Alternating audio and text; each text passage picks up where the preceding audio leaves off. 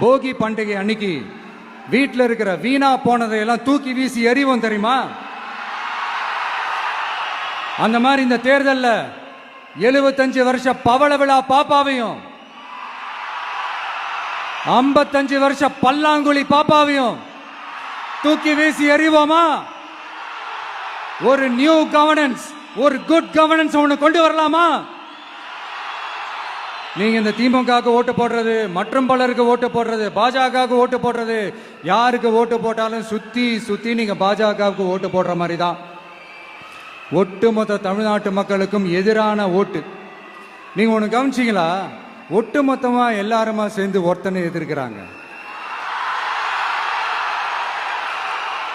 அதுக்கு என்ன காரணம்? ஏன் அப்படி எதிர்க்கணும்? இப்ப அவங்கவுங்க ஒரு தனித்தனி கூட்டணியில் இருந்தாங்கன்னா அவங்களுக்கு ஆப்போசிட்ல இருக்கிறவங்கள எதிர்ப்பாங்க. ஆனா ஒட்டுமொத்தமா எல்லாருமா சேர்ந்து ஒருத்தனை எதிர்க்கிறாங்க. அதுக்கு என்ன காரணம்? ஒட்டுமொத்தமா எல்லாருமா சேர்ந்து ஒரே கூட்டணியில் இருக்கிறாங்க.